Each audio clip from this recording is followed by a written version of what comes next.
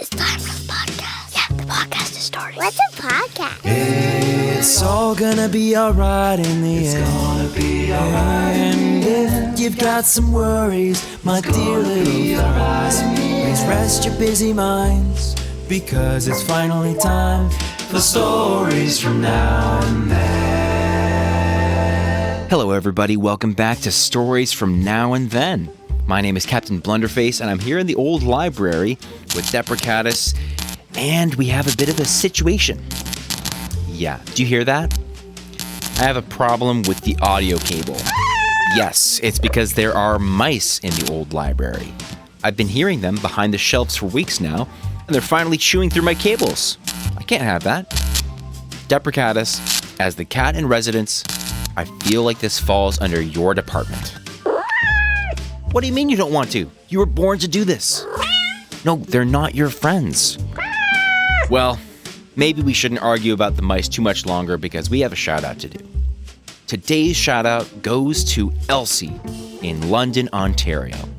Elsie loves playing hide and seek, and she loves to sing, especially Raffi songs, and practicing her do-re-mis at music class. So, Elsie, today's story is for you. And with that, we'll pass it off to the amazing Nicola for today's story, The Reluctant Dragon. Deprecatus, we'll have to keep discussing this mice issue. This one is set in a quiet countryside where the hills roll softly like green blankets, where sheep wander slowly under wide skies, and where little paths curve between hedges thick with blackberries and wild roses. This place was the sort of place where nothing surprising ever happened, which is exactly why what happened there became unforgettable. For one summer, on the side of the hill above a peaceful village, a dragon came to live in a cave. The Reluctant Dragon. He was not the sort of dragon people usually imagine at once, with fire bursting wildly from its mouth and claws scratching towers. No, this dragon was rather thoughtful. He liked warm sunshine, long naps, and listening to the wind move through the grass. He had large wings folded neatly along his sides, scales that gleamed softly in the light, and eyes that were bright and curious rather than fierce. Now, the first person to discover him was not a knight or a hunter or a frightened villager, but a boy who often walked alone with books tucked beneath his arm. This boy loved exploring old places. He liked ruined walls, hidden paths, and caves where the air smelled of damp stone and moss. One afternoon he climbed farther than usual up the hillside until he found a cave opening half hidden behind brambles. Inside, he expected darkness. Instead, he heard a deep voice saying rather politely, "Do come in if you are coming. Standing in the entrance lets in a dreadful draught." The boy nearly dropped his book. There, inside the cave, curled comfortably among dry leaves, lay the dragon. A little smoke rose from one nostril, not angrily, but as if he had sighed while thinking. The boy stared. The dragon blinked. Then he said, "I hope I did not startle you too much. I was trying to remember a line of poetry and nearly had it." "You can talk," said the boy. "Certainly," said the dragon. "Most creatures can if one listens properly." The boy stepped inside. To his surprise, the cave felt warm and almost cosy. There were smooth stones arranged like seats, a neat pile of books in one corner, and flowers growing near the entrance where sunlight reached in. "You read?" asked the boy. "Oh, yes," said the dragon, brightening at once. "A little history, some poetry, bits of adventure. One must pass the evenings somehow." The boy looked more closely at the books and saw some had clearly come from old village shelves, though borrowed perhaps without formal permission. "You are not at all what I expected," he admitted. "That," said the dragon with satisfaction, "is often the nicest way to begin a friendship." And so it did begin. Day after day the boy returned.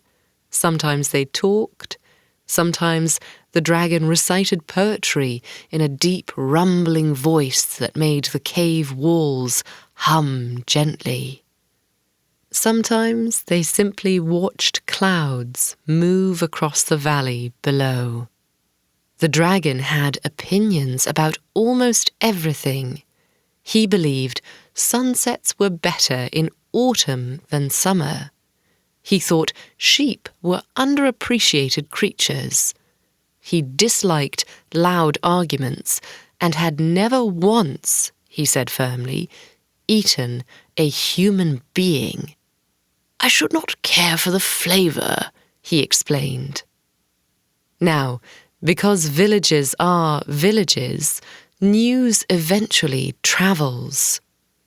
A shepherd claimed he had seen smoke on the hillside. A farmer found curious footprints near his fence. Someone else said the sheep were nervous. Soon whispers began. A dragon above the village."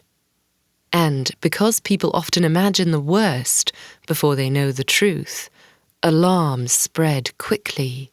The villagers gathered outside the inn and argued in anxious voices. A dragon, they said, meant danger. A dragon meant burned fields, stolen cows, fear and disaster. The boy tried to explain. "He is quite gentle," he said. "He likes poetry."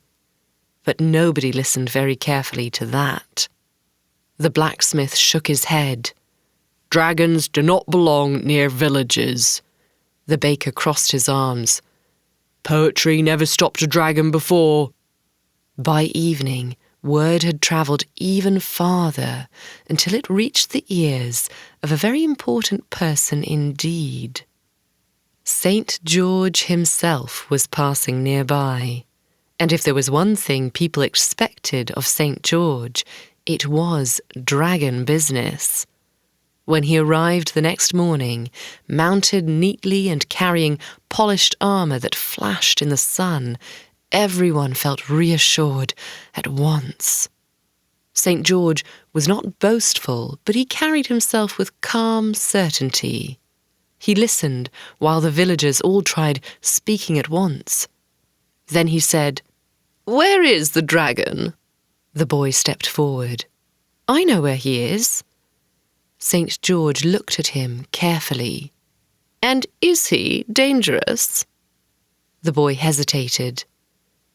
"Only if forced into being something he does not wish to be." That answer interested St. George enough that he agreed to walk up the hill first before charging into battle. So, together, they climbed toward the cave. Inside, the dragon was arranging flowers in a cracked jug.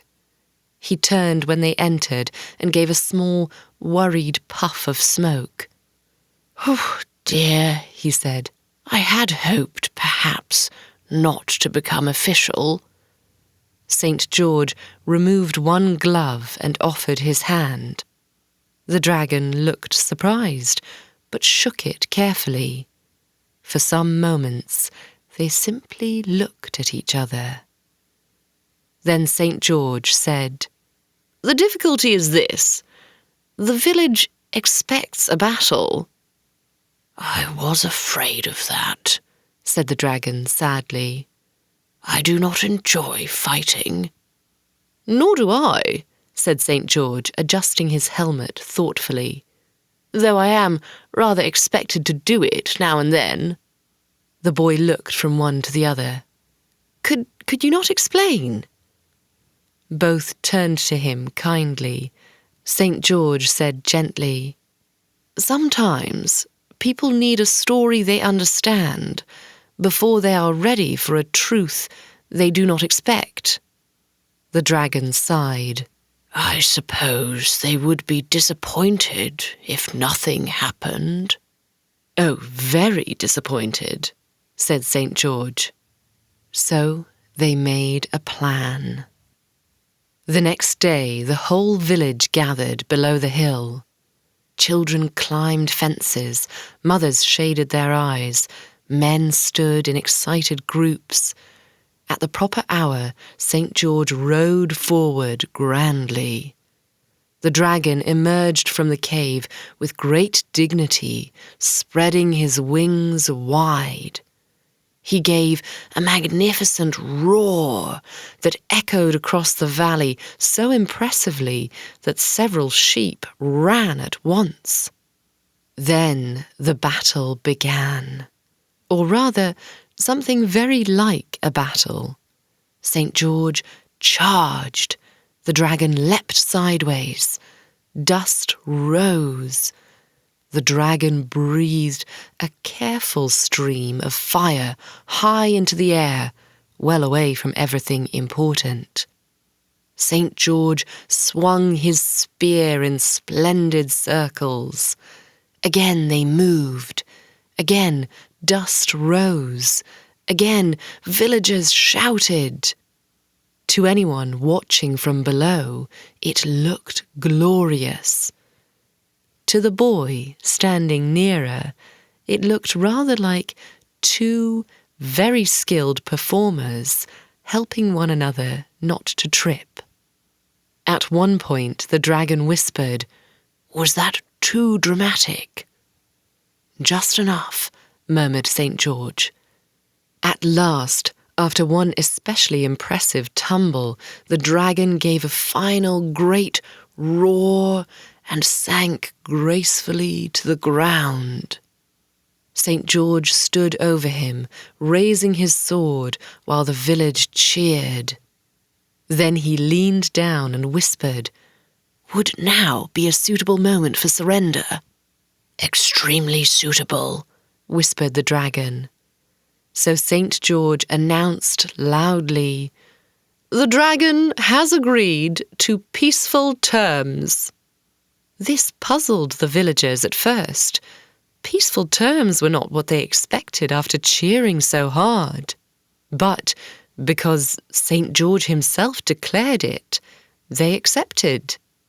And because the dragon then promised not to frighten sheep, not to scorch the hedges, and not to borrow books without asking, things improved greatly. In time, the village discovered what the boy had known all along. The dragon was excellent company. He attended summer gatherings from a polite distance. He lit bonfires better than anyone. He frightened away foxes when the chickens needed protection. He even recited poetry on certain evenings, though the baker claimed not to understand most of it and secretly liked hearing it all the same. St. George stayed 2 days longer than planned, which he admitted was unusual. He and the dragon played long games of chess outside the cave while the boy watched the clouds drift overhead. When St. George finally rode away, he said, "A rare thing has happened here. Try not to spoil it." The villagers did not. And as years passed, the dragon remained on the hillside, peaceful as ever, smoke curling lazily above the cave at sunset. Visitors came, sometimes hoping for terror, and left smiling instead. Children grew up hearing the tale that once there had been a dragon above the village, and a battle too, though not quite the sort people expected.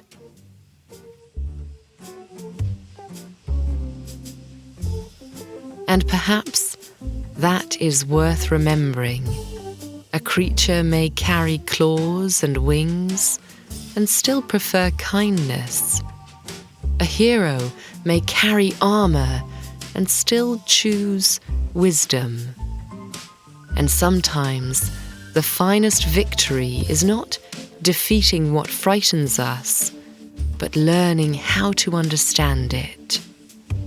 So, if ever you walk a quiet hill at evening and see a curl of smoke rising softly where no chimney stands, you might wonder whether somewhere, hidden just beyond the brambles, a dragon is turning pages of an old book and listening to the wind. Until our next story together, dear listeners, may you always look twice before deciding on anyone, and may you have sweet dreams of the friendliest dragons. And that's our story. Thank you so much, Nicola. Deprecatus, I've been thinking, and if you don't want to run and catch mice, that's okay. Yeah, also the new cables you found from storage are working great. Thanks so much for getting them. There are no more crackly noises. I just hope the mice leave this audio cable alone and don't chew on it like last time. Maybe you could let them know for me? Remember, if you'd like a shout out and a future episode dedicated to you, just send us a DM on Instagram at Stories From Now and Then. We'd love to hear from you. Stories From Now and Then is narrated by Nicola Ward, music played by Captain Blunderface, played by Evan Wiebe. Stay kind out there, everybody, and we'll see you next time on Stories from now and then.